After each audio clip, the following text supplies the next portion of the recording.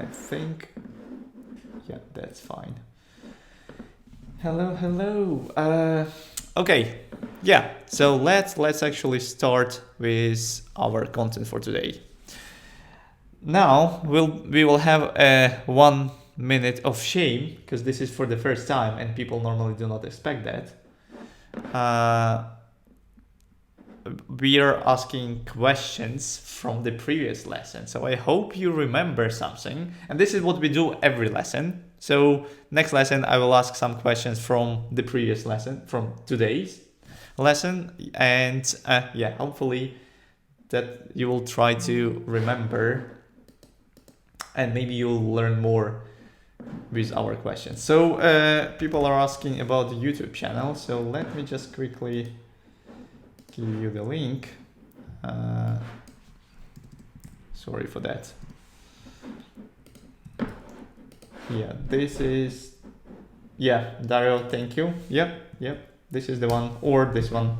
Both links should work probably. Yep, cool. Okay, so what do you remember from the last lesson? What is HTML? What it stands for? Anyone? You can unmute yourself and just tell me. Again, that might be weird. This is the first time. Hypertext markup language. Thank you, Lester. What is CSS?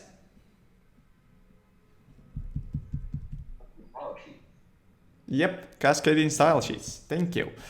How to create an HTML tag, like just a basic syntax. It's probably easier to write in channel, in Slack, not in Slack, sorry, here in Meetup, in Meet, just how to create any HTML tag, anything. Anyone? HTML tag? Valid syntax? Yay! Almost. Yeah, Mercy, yes, of tag name, you're right, absolutely. So just mean almost your forward slash, it should be not backward slash, but forward slash, but yes. Thank you. Name 2 self-closing tags. Do you remember what is self-closing tags? Not really. Meta is it? I've never actually. I'm talking about the tags that for, yeah, BR, good. Yeah, and image, beautiful. HR, perfect. Look at us. You're smashing that. Perfect. Yeah, so 2 main elements inside your HTML document. Like basically after you have a page, right? You have an HTML tag on your page and you have 2 main tags that direct children. Yes, thank you. Header and body, perfect. So what is a block element? And maybe, yeah, we can get an answer what is inline element and the difference between them. Block element?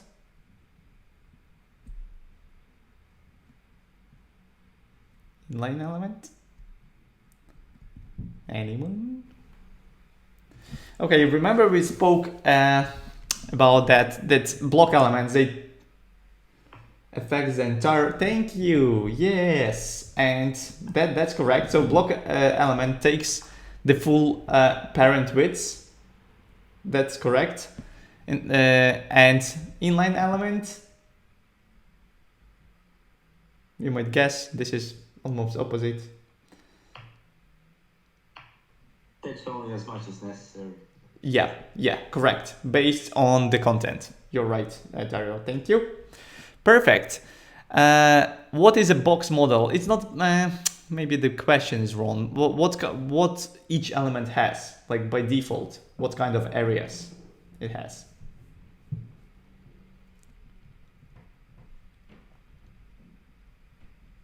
Anyone? So we have the content area. We have padding, we have margin, that's correct. Also, what do we have else? Margin, padding, border, beautiful, and the content. Yep, perfect. Border margin, padding, content. Yes, yes, thank you, thank you. 3 ways to add CSS to your website. We also discussed that. Hope you remember. Inline, perfect. Head styles and links. Look at us, Lester, you're smashing. Great, you're right. Perfect. How to create a CSS selector, set a property and a value. Again, just any example, any, like CSS, valid CSS, just simple example. I want to see in the channel, in the chat.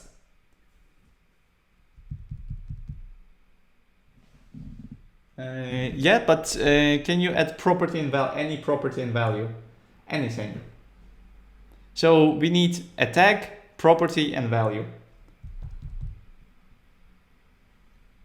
That's perfect. Yeah, so this is valid syntax. Okay, yeah, fair enough. I think it's fine. Sorry. Yes, great. Look at us. That was great. I didn't expect that we remember everything, but yeah, awesome. Thank you, Jasmine. You're right. Great. So let's move to the first thing for today, which is advanced selectors. And yeah, so here we will talk, we already know about tag, class, and ID, right? That we can target our elements by tag name, by class, and by ID. We also spoke that we can concatenate them, so we can use a few classes to be more specific, etc. But yeah, this is basic selectors in CSS. You're never gonna believe we have more ways to select. Maybe you actually know that. But we have tag, class, ID concatenation. So as I said, you can concatenate and be more specific. And I have examples, and all code examples. They are in our Git repository. If you don't have our Git repository for these examples, I can share it in our Slack. So let me just, I've opened this tab. I'm just looking for open index.html. Right, beautiful. Yeah, so concatenation. Let me just find what kind of classes we concatenated. So we have title and medium. So let me find it here. Yeah, beautiful. So see that we have some styles we set in color blue to title, and we want to set font size to medium. So if I refresh the second one with class medium, let me inspect the element. So you can see that this is with class medium. It has 20 pixels because we just applied, right? But if I have two classes, I have title and medium, it inherits color blue from title and medium font size 20 pixels from medium, right? But I want to override specifically this class. So to do that, I need to, basically I'm writing two classes as a selector. So this is what we have here, right? So I'm saying that find the element which has title and medium classes. And if so, please add font size and set font size to 30 pixels. So you can basically do this, right? You just add in another class because you want to be more specific. And yeah, you basically, you can select specific elements. So you have that flexibility. You can have not just two classes, you can have 3, 4, 5, 20, I don't know, as many as you need. Normally you probably get to like 3 or something max. But yeah, you have this flexibility. So you can concatenate classes. And this is actually, don't be confused with the syntax, because you need to pay attention. Oh yeah, browser size as usual. Sure, thank you. So probably not the browser size, but the DevTools size. Yeah, sorry. Great. So, see the code. Yep. What I started to saying is that we have two classes and we concatenate in them, right? We don't have any space, because if it puts a space, that means that I'm looking for element with class medium inside element with class title. So this is completely different selector. That is why pay attention that if you want to select one element with two classes, you don't need a space. You just separating them with dot, right? So this is very important, because you might, like many people are confused on the beginning and they are asking like why my CSS doesn't work. This is because of the space. Simple space. Yep. So this is our class concatenation. Nested elements, this is what I just mentioned. You have space between. So if you want to select nested element, in our case, here, for example, let's see. Sorry, my mouse might be loud because I just ordered my mouse pad and it hasn't been arrived yet. So it is loud. So here I have like nested stylings, right? I just created a div with the class section container, and here I have nested text, right? And I have nested text element inside nested wrapper, right? So this is div with class nested wrapper. So now if I set some stylings to nested text 30 pixels, I can override. So let me just comment it out and we can turn it on in our DevTools. So here we have our 30 pixels, and for the child here 30 pixels, same, because they share in the same class, right? Because it just nested text. But for this one we want to actually style it differently because it is inside our nested wrapper. So if I uncomment, I'm saying that I want to make my background blue, background color aqua, kind of blue, order border radius 4 pixels and padding for 1em, which is responsive unit, which is, yeah, we'll talk about that. And here, as you can see, we already have the different stylings only for this element, right? So we're targeting the element, the nested text inside the wrapper, this one. So let me actually maybe open both in one screen so you'll see both. Yep. So we have a wrapper and we're selecting this nested text inside this one. So you can, this is like nesting with space. Again, the difference with concatenation is that you don't have space in concatenation, and here you have one. Whoa. Okay, select a few elements. This is what I showed you last time, but you can just use comma separation to style multiple elements with different classes. If you want to select a few elements, just put comma and you say, I want to select text 1, text 2, text 3, text 4, and set this one, right? You might ask me like why I just don't use like some generic class. And this is a good point, because you can, because sometimes it's just too many classes for the element, and you will think that I just want to style these 2 elements or 3 elements, and I don't want to create another class, so I'll just use comma separation. But this depends on your approach. It doesn't matter. The result will be the same. You can create an, I don't know, generic class. Let's say text color aqua, and add this class to your elements, or to these 4 elements. Like for example, if I copy, I will add to every single element. Right? And I can do this. So in CSS that will be less code, but then that means that you will have more code in HTML. And again, it always depends on what do you prefer. because you might don't want to have too many classes here. You want to keep it simple in HTML, but in CSS you can add these multiple. You can select multiple elements with comma separation. So that means that this is how you select in multiple elements.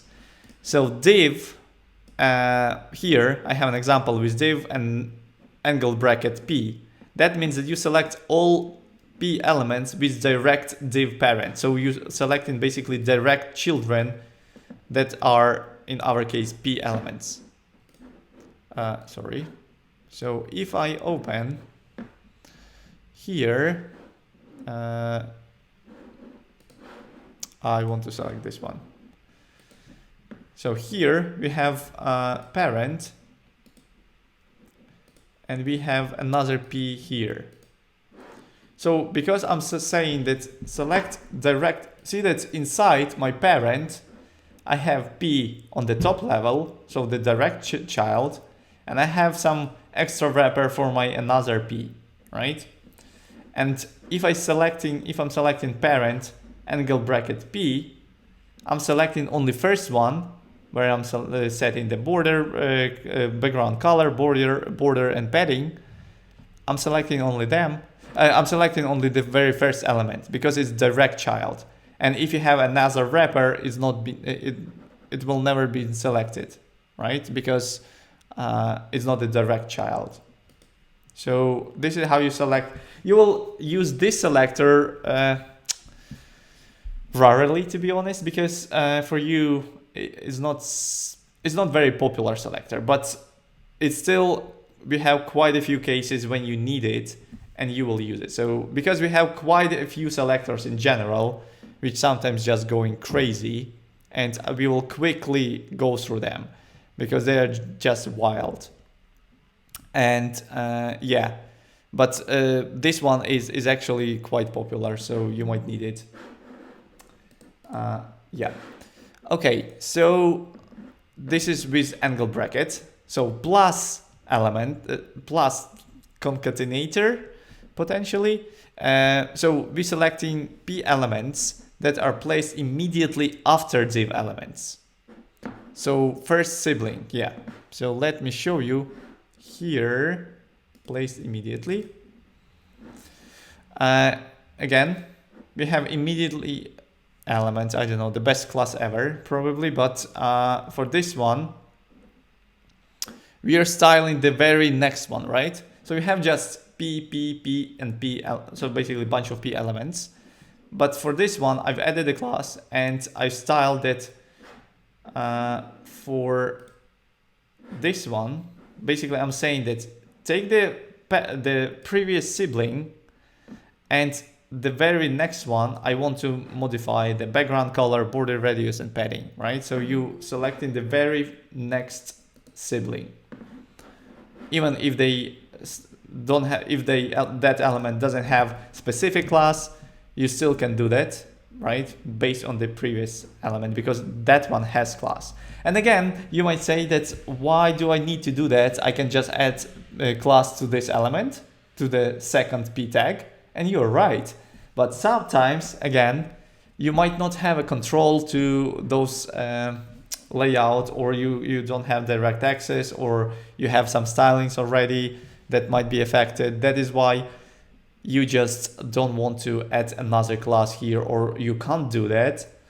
And that is why you just use plus symbol, which is less often used, again, because you always can add your own class to the element. But sometimes if you have that specific case, you don't need to, you need to use the plus symbol. So just remember that you can do that with CSS selectors. So tilde, concatenator, select all p elements that are placed by a div element. That are preceded by div element. So here, let me show you on this one. So I am selecting every element, every p element that going after this one, right? The preceding element. So let me just take the class from here, just editing, and add edit as HTML, and add into the next one.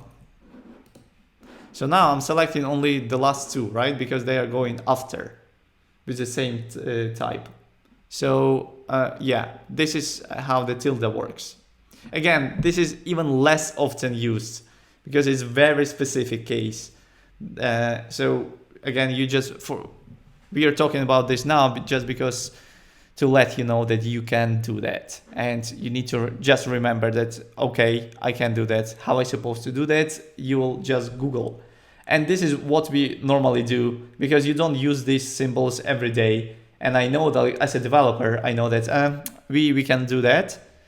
But once I need it, I just quickly Google what is a specific syntax. Is it plus or tilde? Because I don't remember, to be honest, like on daily basis, because I don't use it quite often. That is why you just need to, that exists. I just need to find what is the syntax, which symbol should I use as a concatenator. Yeah. So questions on these selectors before we go further? Any? No? Great, great. Okay, yeah. So again, this is some extra selectors, but we have more. We definitely have more because CSS is crazy. We can use attribute selectors. And remember the last time we were talking about attributes in HTML, and you can select elements by attributes. So what I mean by that, let me just find preceding attribute wrapper. So I have an attribute data text, right? Again, we'll quickly cover this because it's very, very specific selectors.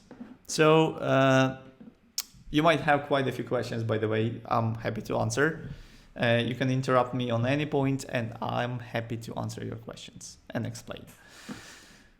So yeah, we have an attribute, data text with text1, and I want to select, we have text1, text2, right, etc. And I can select p element with attribute that equals to text1, right? So we're selecting this one.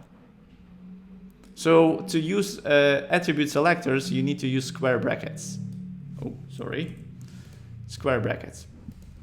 And then you write in your attribute name and the value that you're looking for, right? So we have another one is tilde, tilde selector, tilde equal. So not just equal, but tilde equal.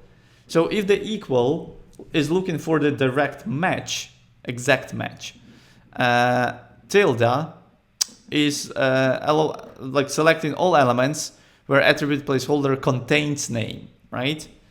So it can be, it should be an independent part, but still it should has a name in the in this attribute. What I mean by that is that here you can see that we have some text and text with capital, and we will select only the first one because the exact match is for the first one because it is case sensitive.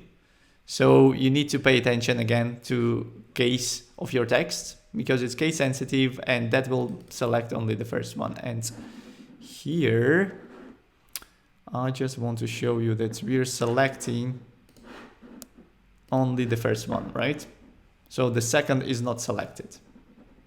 We're just selecting the first one, and it's been styled. Okay, so pipe symbol means it select all elements where attribute, in our case placeholder, starting with name. So it is starting, and this is important again.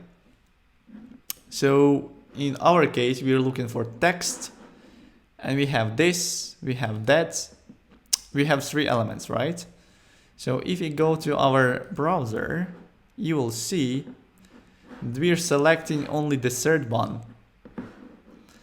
So why the third one? Why not the first one? So we got the idea with the second one, right? It's case sensitive. But why it doesn't target the first one? So the problem is that CSS takes hyphen as a separator, and it actually understands that this is a separate word, right? But if you use underscore, it's saying that this is the whole word. This is one word. And that is why it's saying that it doesn't match text, because it's not a one word. It's not an independent word. And it doesn't look for substrings or for subwords, right? So it's not looking for just match, but an independent word. That is why we're selecting the only second one in our case. Hopefully that makes sense. Yeah, so, and a few more selectors. We have hat symbol, where you want to select where it begins with a name, only begins. Where is our selector? Sorry, where's the hat? Wrapper 4. And now we have the same thing, right? We have text, text, and text. Same attributes here. So let's go to the browser, and you can see that now we are matching both. We're matching with text hyphen test and text underscore test. And that is already including the substrings, the part of the word. So hat is more flexible for you. But again, it depends on specificity, what kind of elements you want to select. But again, this is very specific selectors. So you just need to know about their existence. And many people just don't. So yeah. And so yeah, right. So $sign is about selecting all elements that ending with specific text. And this is quite useful, and here is an example why it's quite useful, because you might want to link the anchor element in a very different way. You might want to replace it with icon, or just basically to add some icon or some prefix or whatever. If you have a PDF ending, so you want to highlight on the UI, you want to highlight that this is a file. And that is why you might want to use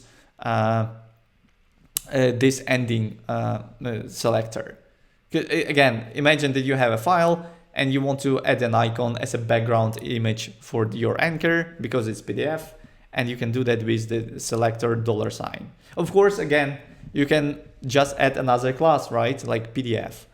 But imagine that you have dynamic URLs and you don't know which one will be PDF or not. And in that case, you just want to use that kind of selector. And the last one is asterisk. So that basically looks for any match. Substring, is it end or beginning or in the middle? It doesn't matter. It will select everything where it finds the match. So here with asterisk, we are looking for colors, and that will match the first one, second one, and the third one. It doesn't matter. It will match everything because this is like the most flexible selector. And you can see that we are matching all three, right? Again, feel free to play with this code after the lesson. And yeah, I will share all slides. By the way, thank you for reminding me. Let me just share it straight away. Change anyone with a link, viewer, copy. And I believe here's the link to the slides for today. Yeah, so next up is pseudo-classes. By the way, any questions on selectors? No? Yes? Oh, pipe and hat. Yeah, so as I showed, with pipe, that should be an independent word, right? So here, if you use pipe, that should be independent word, and CSS takes hyphen as an actual separator of words. So we are not matching this one because it's underscore, so it takes as a part of one word. That is why it doesn't match. But with hat, it actually includes the substrings. And that is why we're matching two elements. Does it make sense? Yep. No worries. That's fine. Cool. Yeah. So next up is pseudo classes. And pseudo classes is the next big thing that you can use to target your elements. This is actually it's a big topic as well, and we have pseudo classes like active, checked, disabled, first child, last child, nth child, focus, has, hover, not, and visited. And I'll show you a few of them. Again, we have all examples in our code examples, so you can see how we can style elements with pseudo classes. So first of all, the first is active. Active means that this is normally for URLs, and I will show you here. Where's my? I need to open my HTML responsive pseudo elements pseudo classes. This one. So that should be here, and close this one. Great. So we have active attributes, right? Here, this is a link. So if I click and without releasing my button, it is yellow, right? So I'm holding my button. If I release, it becomes blue back, right? So if I hold, it's yellow. If I release it, so this is active state. That can be for your buttons, that can be for your links, for checkboxes, etc. So for any active state that has active state, you can style them separately. Sorry, Lester, which one? Defining this one, which one?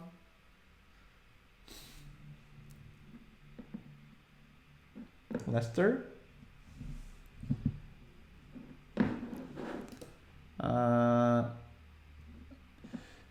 I think it was exclamation. Okay. Oh, okay. Exclamation mark. Where? Sorry. I'm not sure that I'm missing. I understand what you mean. Yeah. You can unmute yourself and ask. Oh, I see. Okay, sorry. That's fine. Let's then continue. So here, imagine that you have a checkbox, right? And when I check, I want to style this text like cross. So I've done it, right? So I can use checked state for my element and style I'm using stable plus to style the very next sibling, right? So I have a checkbox, and then very next sibling, we discussed that we can use plus. I can style it with text decoration lines through. So now, if I refresh and click, it will cross my text, right? So tick and untick, you can style that based on the state of the element. So because it's checked or unchecked. So you have checked selector. The next one is disabled. So you can see that I've added attribute to my input. I've added attribute disabled, right? So now I can't click on that. I can't check. If I click in, it doesn't do anything. And I can style again. I can grayed out, because it's disabled, I can grayed out my label. So again, if I refresh, see, it's grayed out. So again, this is another way to style your elements. Sorry, what is the question? Do you mean this if?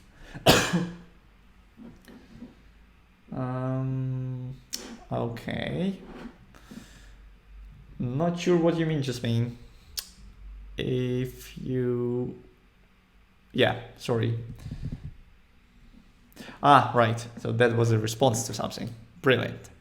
Yeah, so the next thing is first child. So imagine that I have a list of something, right? And I want to style very first one. And it's very easy to do because we have a pseudo class which is first child. And if I uncomment my background color, refresh, I can see it. So I'm selecting the first child, right? So the syntax for pseudo-elements, pseudo-classes, sorry, is column. So you take the element, column, and then the pseudo-class name, which can be checked, disabled, first class, or others. As you might guess, because we have the first child, sorry, let me just select. Because we have the first child, we have the last child, right? So if I uncomment this one, we can select the last child, right? So we're selecting the last child. We can select nth child, and this is actually the funny part, because nth child gives you ability to select a specific element like first, third, fifth, eighth, it doesn't matter, right? So you can do like, I'm selecting the second one in my case, or maybe let's select, yeah, second one is fine. Refresh, I'm selecting the second one, right? You can pass the number inside. So nth child, parentheses, and you pass in the number that you want to select. But you can go further with that. You can build algorithm. You might say that I want to starting from the second one, every second one starting from the third one. So I'm skipping the first two and starting from the third one, every second should be green. So refresh, and you can see that starting from the third one, I'm selecting every second, right? So you can do some logic around that. That can be a nice way to select your elements and style them if you have some kind of lists or similar content, similar elements with similar purpose. Yeah, so the next is focus. Focus means that you actually focus on the element. Let me just uncomment this code. And I have focus on this one. So if I hit tab, it became green, right?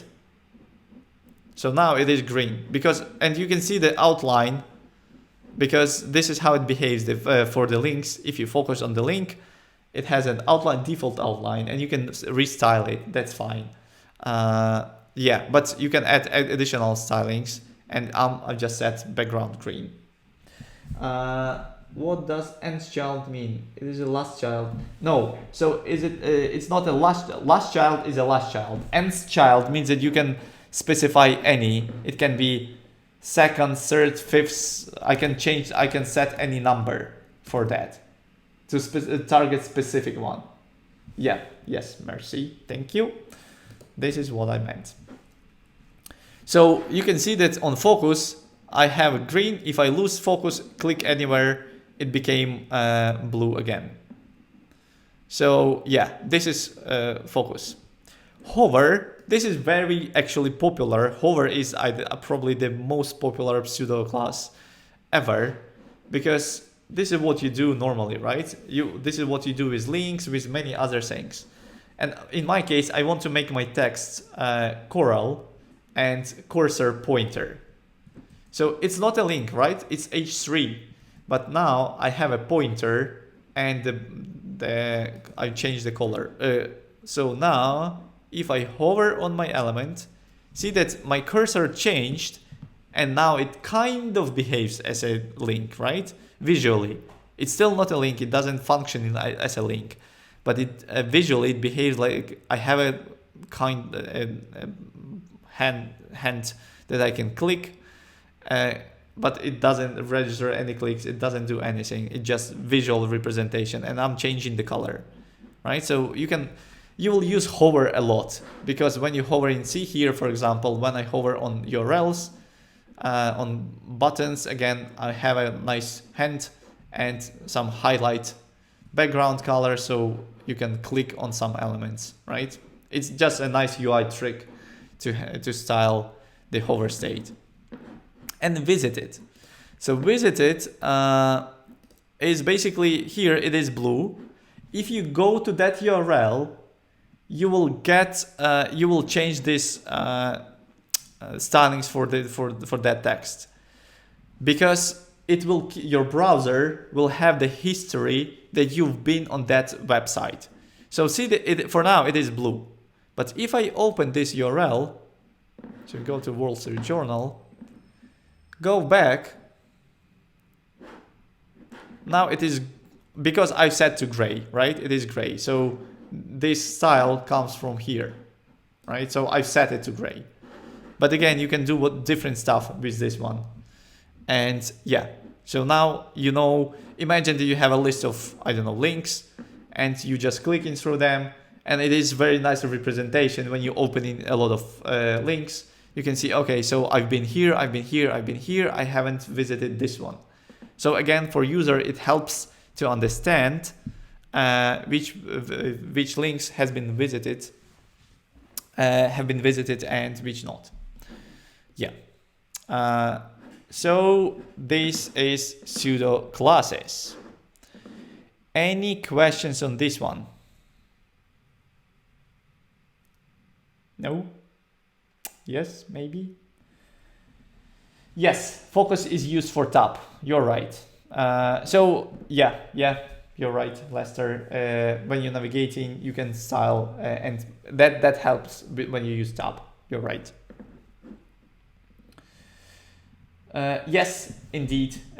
This is accessibility thing. So you can, yeah, yes.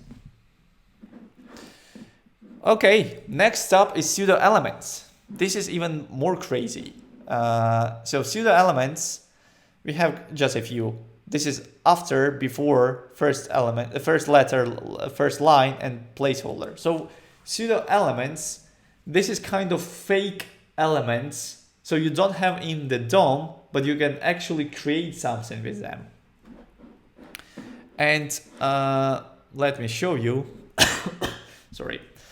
So here, I want to create an element. Look at this. Let me just open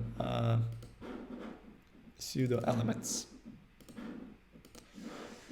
Here, I have just a p tag, right? Just a simple p tag. And I'm saying that before my p tag, I want to imitate, I want to create a pseudo-element with no content, but that should be a block element, and border top should be 2 pixels solid, right? So now you can see that we have a kind of a border on the top, right? But you can add a content. Hello, everyone. Refresh, and you have actual stylings, right? So you have something inside your, where is my, sorry, I need to comment out this for a sec. So you have kind of fake element, and you can see that this is your p tag, right?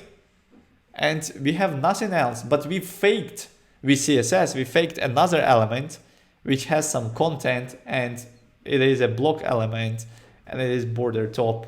It has border top, but you can style it in very different ways. You can create a shape.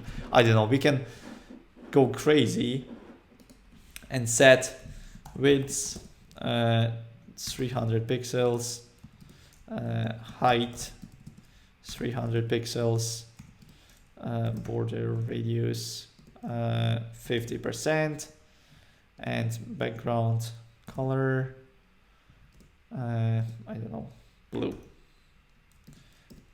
I don't know how blue should be blue, but yeah, commented out this one, refresh, and we have a circle and a text, right? And we can actually go even further. We can say, okay, let's set color of our text to be white. And I want to put my color. We haven't covered Flexbox yet, so we will talk about that in future lessons. But for now, I just want to show you align item center and justify content. Justify content center. Come on, center. Save, refresh, And this is a not DOM element, right? I mean, it is DOM element, but it's not an HTML element. We just faked that with CSS, right?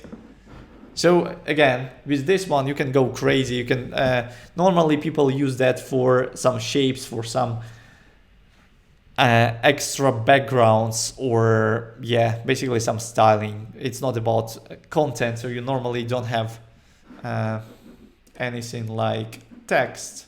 Normally, sometimes you can put some symbol, I don't know, like arrow, right? Let's say you have some arrow, and theoretically you can make it like 30 pixels and 30 pixels.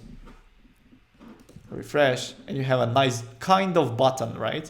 And you can again change the pointer, so when you hover it can change the color, etc. You can go crazy with that. CSS is the huge playfield for people who won't just go wild. Yeah, so that is why we use like pseudo elements. And because we have before, we can have after, right? And again, that means that, let me just put it everything back.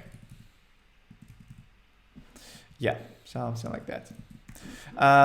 Yeah, that means that you can, with one element in HTML, like p element or whatever element, you can create two more in CSS, right?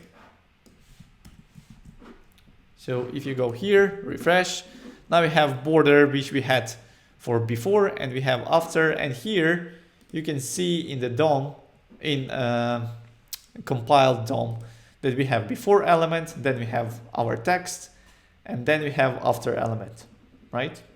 So you can see them. Yeah, and the next one is a placeholder. So placeholder, you probably know that this is that text inside input that you can see before you start typing. So if I start typing, it disappears, but it is there. So we also can style that, right? So you can style our placeholder, for example, to color green. And now you can see it is green, right? Hopefully you can see that it is green. Yeah. Also, another thing is the first, so let me comment out these two because we don't need them anymore. We have a selector for first letter. And if I refresh, you can see that we can style the very first letter of the text. So that might be useful for different online magazines. So they have nice stylings, like, again, like magazine styles, etc. So you can style the first letter, or you can style the first line, right? And you can see that this is actually the first line, and it is responsive. So if I shrink my viewport, it's still styling the very first line. It knows what I'm talking about. If I expand, it's still just one line. So you can style the very first line with CSS. Again, it's very specific cases, and you will probably not use them. Not probably, you definitely not use them every day. But you need to know that you have this ability with CSS, and you can do that with CSS. Okay, any questions on this one? On these 5, I would say. Yeah, I have a question. Yep. Can we set up multiple before elements or just one? Just one. So we have just one before and one after. Okay. Yeah, not multiple. Because if you think from CSS perspective, the CSS is supposed to distinct one element from another, and if you start writing before, it doesn't know what is going on. So it should be specific. Yeah. Thanks. Yeah, no worries. Okay, so we have a great game to practice selectors. I think this is the best game to practice selectors. You can find link here. So they have 32 levels. Sorry. They have 32 levels, and basically whatever jumping you want to select. And they started with a very primitive stuff, like we have just two plates. So I just type plate, hit enter, beautiful. Now I have just plate and two bentos, and bentos are jumping, so just bento, very easy. But now I have a other specific plate, which is fancy, so I can't use plate, right? Because plate will select both. So I need to use ID, which is fancy, so hash fancy, because it's ID, hit, beautiful. And many other levels, and that becomes more and more complicated, so hopefully you'll have a good time with those exercises. That actually helps you to learn these selectors and how to work with selectors. Yeah, feel free to play.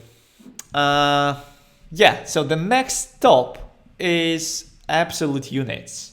So absolute units is basically absolute units.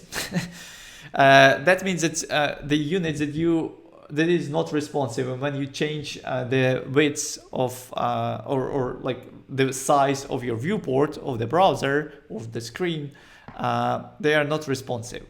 So from all of this, in real life, as a web developer, I'm using just pixels, because centimeters and millimeters you might need for when you want to print, and we will talk about media queries and responsiveness. But for now, so you don't for web development you normally don't use centimeters and millimeters. It's just for print. It's actually centimeters. So the browser will calculate your resolution. It will calculate your screen size, everything, and you will get actual centimeter on the screen or millimeter.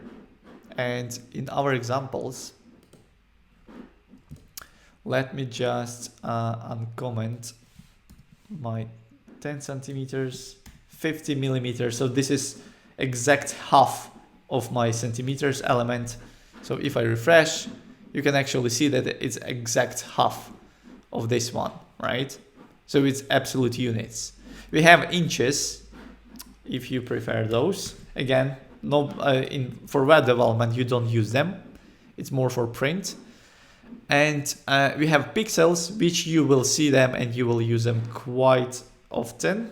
But it's not that something that you want to use often, but you will see them, and sometimes you just use them, because normally you use responsive units, and we will talk about them in a few minutes.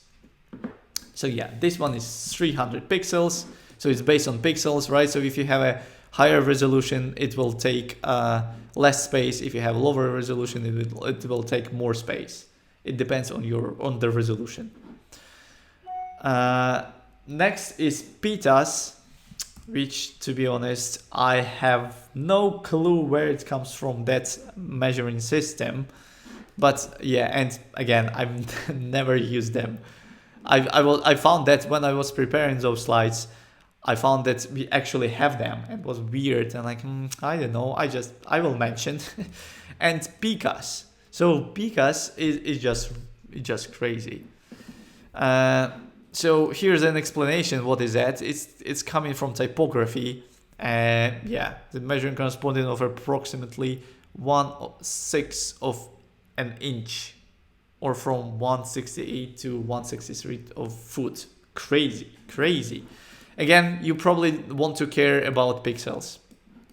But if you start playing with, oh yeah, Lester, picas are used in print and graphic design. Yeah, this is what I'm saying, that it's definitely not for us, not for web development. That is why you probably never see them in real web projects. Yeah, so pixels is your good friend. Not the best, but pretty good. Yeah, so the next step is responsive units. This is actually a good part, because we have quite a few. So we have amps, and this is more about font sizing. X, again, you probably never see those you will never see those, and you will never see them. Yeah, you'll never see them because nobody use them. This is relative to x height of current font. We have ch, which is based on 0 size, which is, yeah, again, odd. We have ram, which we actually use. So ram and m, we use them for font style sizing. And I'll show you all examples. What is the difference between them? And yeah, we'll just talk about them. We have VW, which is viewport widths. So it's based on the width of your viewport. So if I'm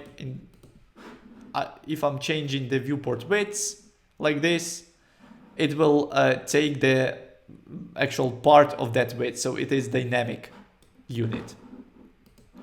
We have viewport height, VH, right?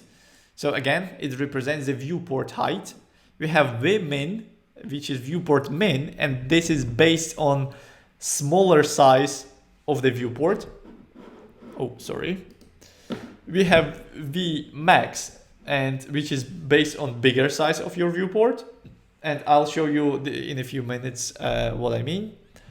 And percentage, which is probably the most popular unit in responsive system. Yeah, so let me just go to them and show you those examples. So responsive units. Let's talk about AMPs, because I think they are tricky, and for me that was tricky when I was starting my career. So AMPs, they are based on the parent font size. So imagine that you have the parent has 14 pixels, right? So if I have a child with font size 2M, that means that I will take the parent font size 14 pixels and multiply by 2, and we will get 28. And I mean, this is pretty simple, but when you start building the hierarchy of different elements, that might be tricky, because let me just quickly show you that here, do we have nested elements? We don't. Let me create quickly the hierarchy so you can see what I mean. Responsive units here. So if I have, let's say, div with class top, then I have, I don't know, I have some div with class middle, and I have div with class bottom, right? So you have, and I have p, something like that. So if I have, this is actually a good exercise. If I have top font size, I don't know, 20 pixels, right? For my middle, if I set font size to M, you might guess that we will have this simple mass, we will have 40 pixels, right? Easy.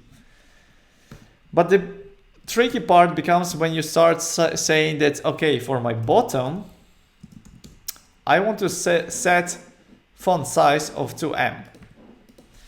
And does anyone know what we will have here in pixels? So here we have 40, right? We have 20 probably. Okay, good option. Any other?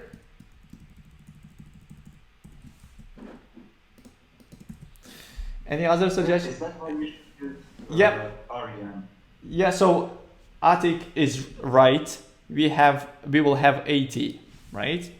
We will have 80 because it's based on the parent font size, and the parent for bottom is middle, and middle is 40. So 40 multiplies 2 will be 80. right?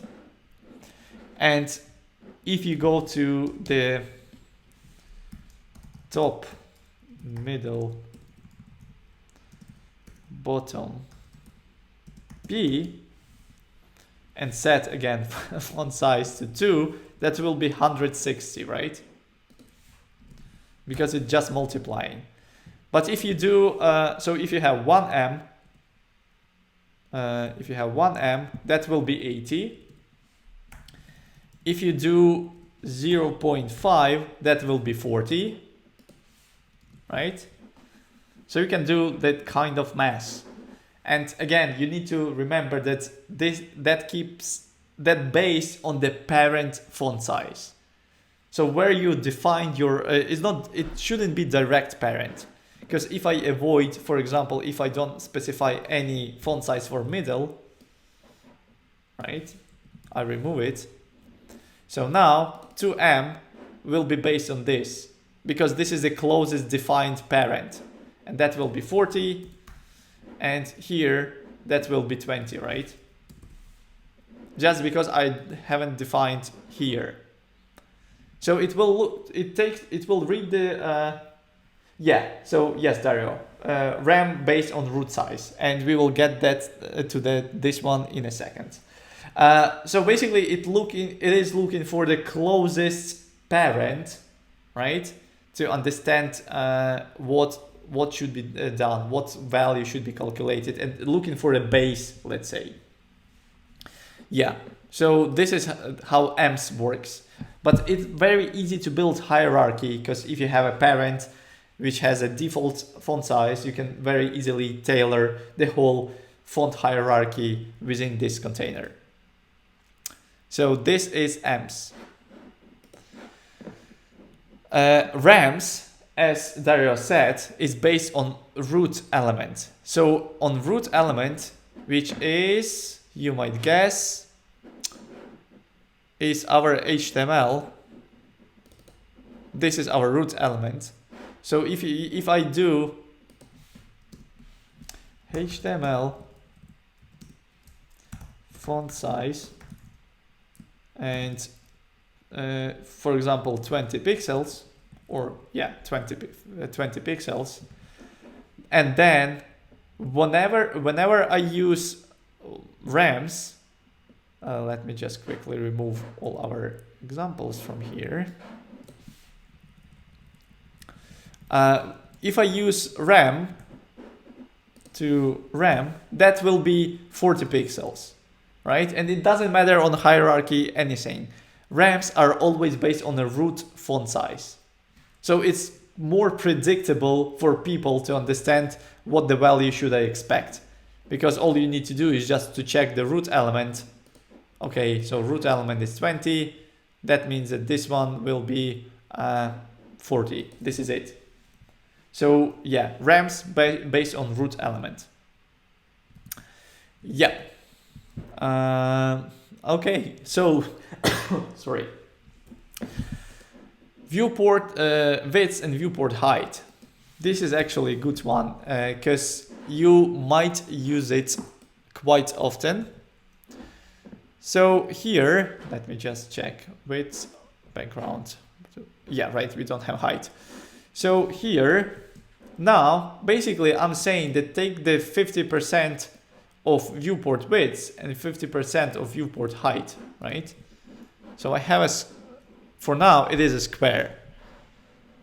But now in this case it's not a square because it takes 50% of my viewport, which you can see that this is 50% basically. And if you resize, it takes 50% of the width. And this is very helpful for landing sections. For example, on our website, whenever I open on whatever website I will open this, it will never go outside. And because here we specified, where is the root section? This one. We have minimum height is 90 VH, right? Viewport height. So if I open that in smaller screen, Let me just open some iPad. It still takes 90% of the viewport height, which is helpful because height is always tricky, because when you start defining height, you start thinking like, okay, what height should I take to make it responsive? Because I want to have a nice, to cover my first section and to cover the full screen. And that is why viewport height will be very helpful for you, because it's just responsive. Yeah. So see that we are changing this one, and if I make it even responsive, it just takes, as you can see, it just takes 90%. So it's dynamic. Yep. So this is viewport height and viewport width. Again, width is the same. So you just think, which one do I need? So vmin and vmax is actually, I've never used them in real life. It might be helpful on some occasions, but I've never used them. So vmin, basically you have something that is based on smaller side, right? In our case, height is smaller. That is why we have square, which represents 50% of the height. But if I start shrinking, it's still 50% of the height. But when we get that width will be less than height, then it starts changing the width, basically start changing this element, right? Because now the width is less than height. So it's based on smaller side of your viewport. Same for Vmax. Vmax is basically based on bigger side of your viewport, larger side. So here, larger side is actually width. That is why it takes 50% of the width. But if you start shrinking, now it stops shrinking because the larger side is height, right? That is why it's not changing anything. Yeah.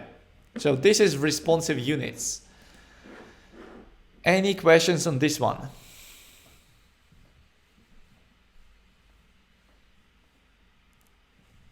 No? Okay. So next up is browser support, and this is probably the trickiest part. And normally when we talking about browsers, question, is it common to use root styles and element, HTML element or body? So root element is HTML element. It's not anything else. It's just HTML element. Body is not root element, because body has a parent, right? Body is a child of HTML.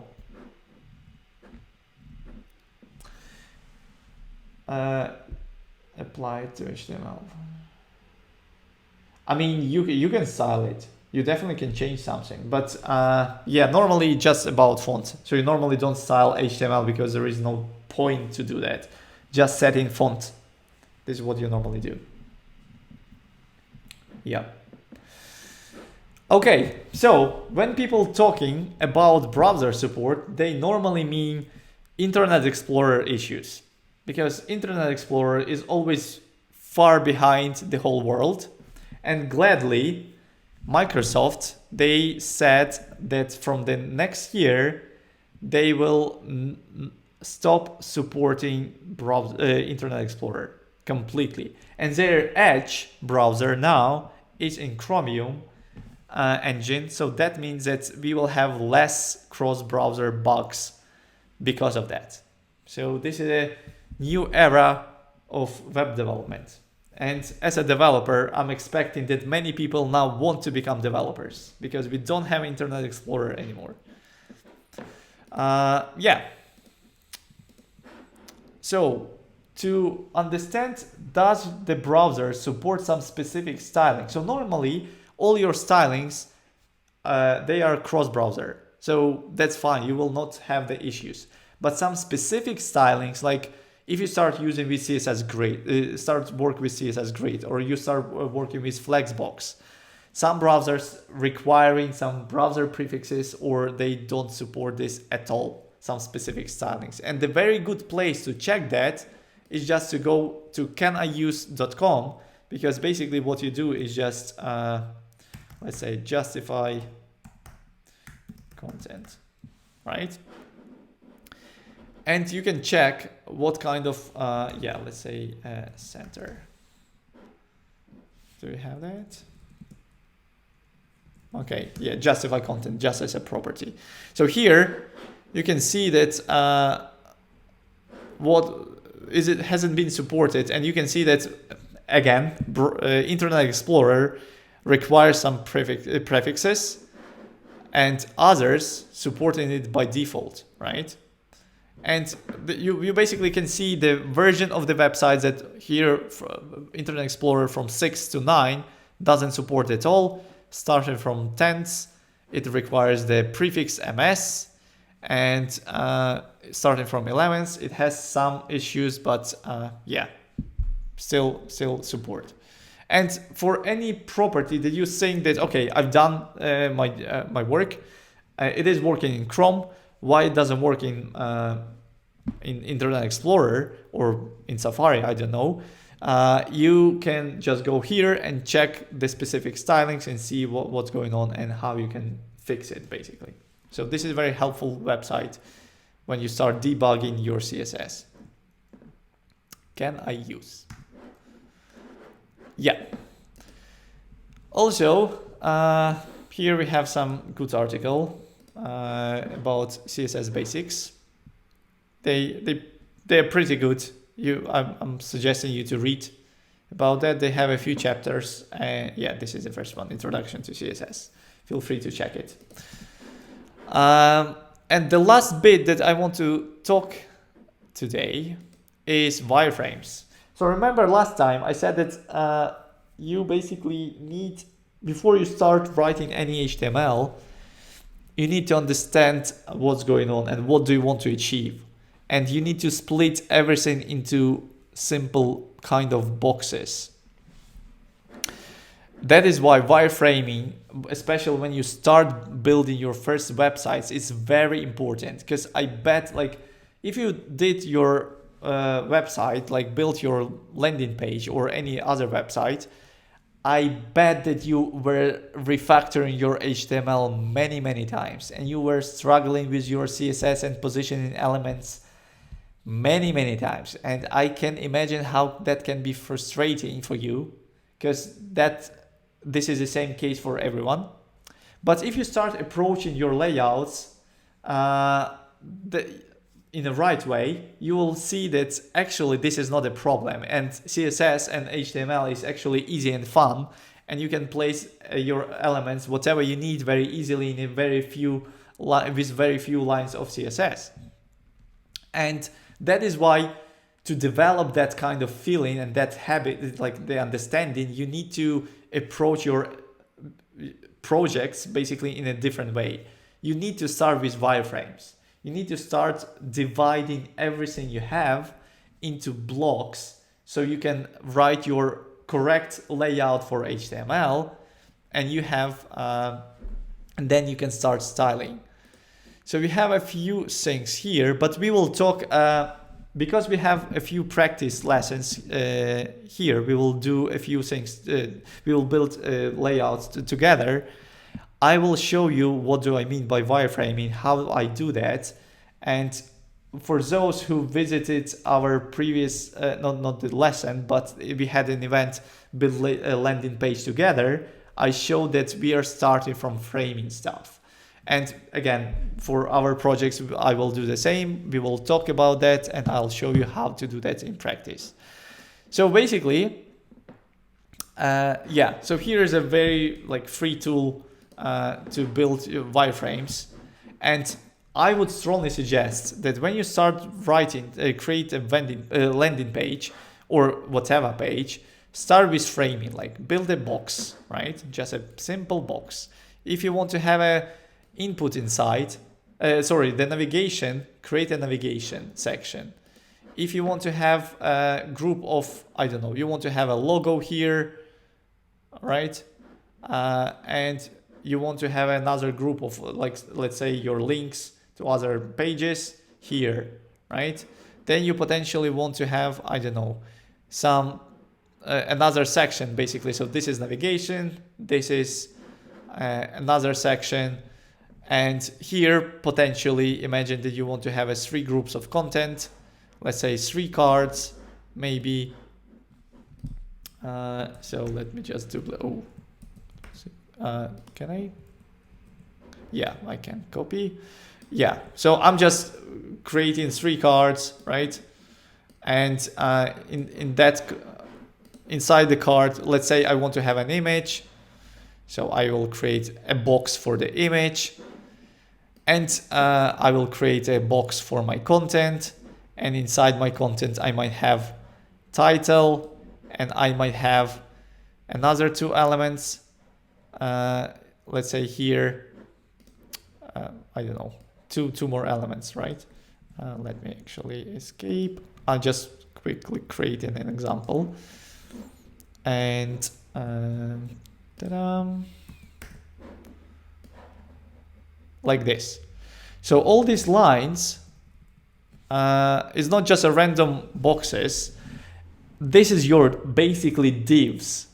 This is your div elements, because when you start creating stuff, you need to create your block elements. So if you create in the navigation, you want to wrap it like here, for example, logo should be a separate element. And when you create a few navigation items, you want to actually create them within separate section, so you can move them all together. Because if you have your like items in the same level, that will be very hard for you to position them and separate from your logo, for example. But if you group them into separate wrapper, you can easily move the whole section to the other side, and that will work easily. So you need to, again, don't be shy to wrap your content. You need to create as many wrappers. It's probably the best idea to as many wrappers as you can, but don't be shy to create wrappers, I would say. You need to think that, okay, this is my group of elements. I have 3 elements inside. Inside this element, I have the image. So I create a wrapper. I'm creating another wrapper for my image. I'm creating a wrapper for my content. And inside this wrapper, I'm creating, because I have to kind of visually, I can distinct 2 groups of elements like title and some details. So I'm creating a block element for title. I'm creating a block element for my details, and inside this block element I have two paragraphs, right? And you building this first. Every time you have a design, you need to start from framing that design into boxes, because if you have a design, it's nice, it's great that you have it, but you need to frame it. Basically, you need to retrospectively frame it. You need to divide everything into groups, sections, and then you can write your HTML very easily, and you can position your all elements very easily, because you'll have a proper layout. I remember 2 years ago, I had a student, and she was asking me to help with CSS because she couldn't position a few elements within the page. And when I came to her, and that was an almost deadline for her project, and I said, oh, your HTML is completely wrong. That is why you're struggling with CSS. And I started refactoring, and I saw her face, how she was scared because I just completely changed whole layout, removed all CSS. She was so afraid that she will not meet the deadline. I remember that, how she was scared. But because we refactored that in 10 minutes, we refactored whole layout. We spent 30 minutes to build a proper layout with CSS. We styled everything, and she was so surprised that was so easy, because we have a basically new layout. And it's always the case. I keep repeating that, and I will do that many times, that when you build a page and struggling with CSS, it's 99% that this is not CSS. it's the wrong HTML layout structure. So don't think that styling is just CSS. Styling is you're doing styling with CSS, but you're still styling HTML. And if you have a bad structure, it is very hard to basically, I would say that if you didn't build the right structure for your house, even if you try to paint it beautifully, very hardly, very hard, that you will still struggle to make it nice, a nice house, because the construction is just wrong. The whole structure is wrong. That is why you need to think about HTML first, and then you can basically do this styling, and that will be easy, and you will be happy to write stylings, because again, I know many developers and they always complaining about CSS because it's very painful.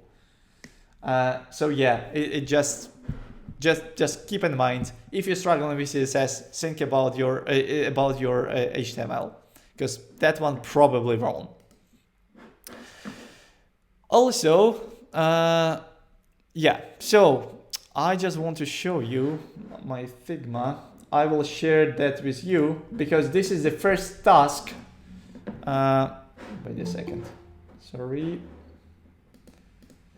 This is the first task that we need to, for you. Again, this is very simple page, but I think that will be fun for beginners.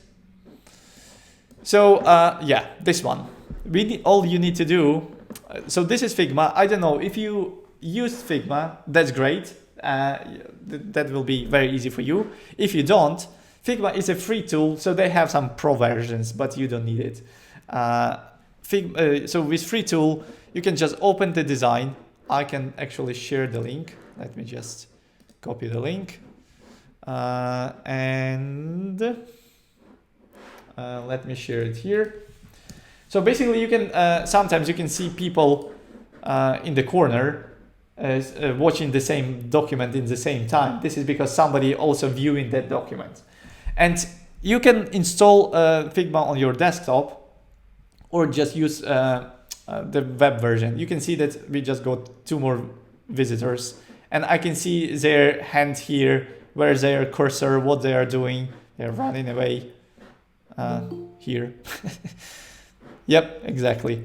So yeah, this is how basically this is a Figma, and why Figma is very helpful, because for you, when you click on the text, for example, you can see the font family of the text, you can see the font size of that text, you can see everything basically. So you have all details about the doc. You can export the image. So you have an image here. You can click on the image, click export, and select the file type that you want to export and save on your laptop and use it for your project.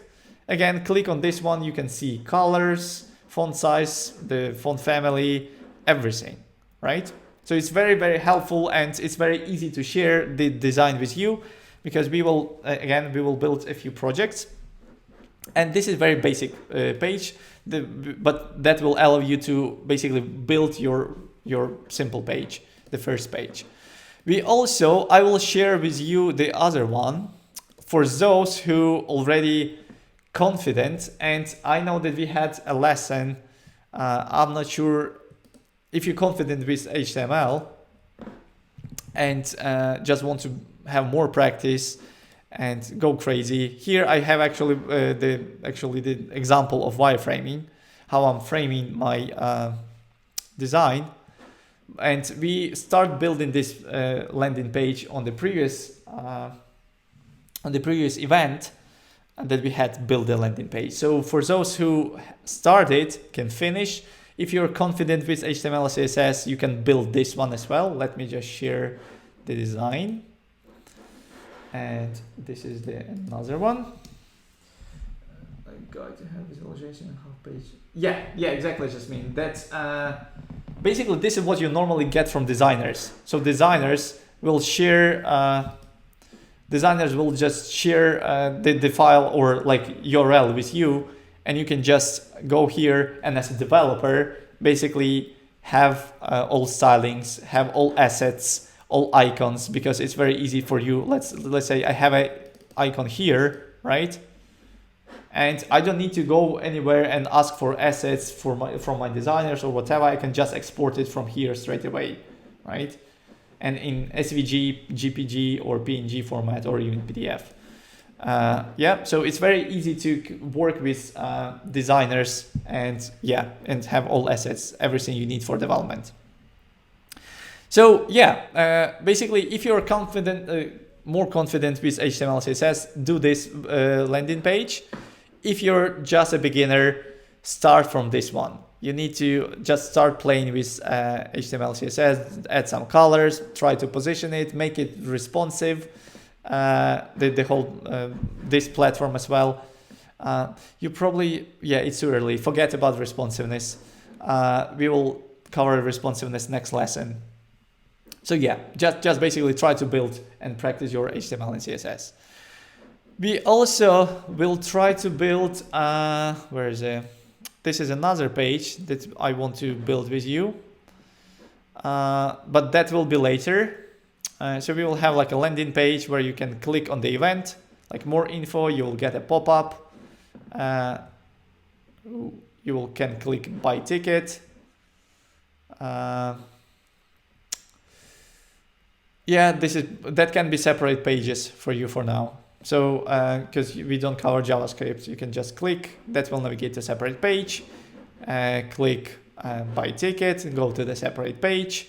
And when you click pay, that will just navigate to a separate page. Again, it's just about layouts. Don't overthink about that. It's just learning how to build layouts. And I have another one, but it's not in Figma. I will export it from Sketch. Oh, no, I actually have one more. Let me just check this one. That is actually a fun one. This is a good example of how to build, how to write, how to use after and before in your projects, because we have different shapes, right? Like squares, etc. It's not an images. You can actually use before and after to style all of that. And same like these circles, etc. All this layout, it's crazy layout. I don't know why we haven't exported. I think it's been exported from Figma, from Sketch, and that is why we have missing assets. But we will fix it. Yeah. So for now, again, don't think about this one, and don't think about that one. For now, it just, if you're confident, try to build this, and if you're not confident, try to build that. If you're confident, try to build this. Also, if you have any questions about these projects, feel free to ask for help in our Slack channel. That is why we shared our Slack link and invited you to Slack, because this is where you can get help. If you struggle with any HTML or CSS you're building, you're doing something, feel free to ask. We're always there, and we're happy to help you and explain why, how, and what. So, question from Lester. Figma is an industry standard, or are there other tools or designer used to provide designs and assets? Yes, so I would say Figma is popular, but it's not the only tool. Yeah, Atik, as Atik said, some people use Adobe XD. Some people still, and this is, I would say, the old generation. I don't know. It might be funny, but because we have Sketch, which is longer than any other on the market. It's older than XD. It's older than Figma, but Sketch is kind of offline application. And every time, why I don't like Sketch, because it might be more powerful. I don't know. It always depends. It based on taste, I would say. But it's for designers. Every time, if the designer is working with Sketch, always I need to come to the designer and say, hey, can you send me this asset, or can you do that? Can you give me an access to this one? Because Sketch is offline application, and that means for me as a developer, that means that I don't have that shared access as we do with Figma. And if my previous company, they were using Sketch, and that was painful. Every time I was sending messages to our designers, can you share this asset? Can you share this icon? Can you send me this icon? Can you share this one? And in current company, we use Figma, and it's much easier. We have a link to the design. We can export any asset I need. I have everything. So yeah, basically I like Figma. XD probably is good. I heard about that. I've never worked on commercial fields with Adobe XD, but I'm pretty sure that it's very similar to what Figma is offering. But again, the people who knows the subject, they probably know what is the difference and which one is better. And I believe that it's always about the taste and preferences, personal preferences. So yeah, this is what we have for now. Also, so on the next lessons, we will have more CSS and we will start building something together. We will talk, I believe, we will have project review. We will build something together on lesson 3. So you just basically building, recreating that in code, the design. So Figma is just a source for design. Enjoy.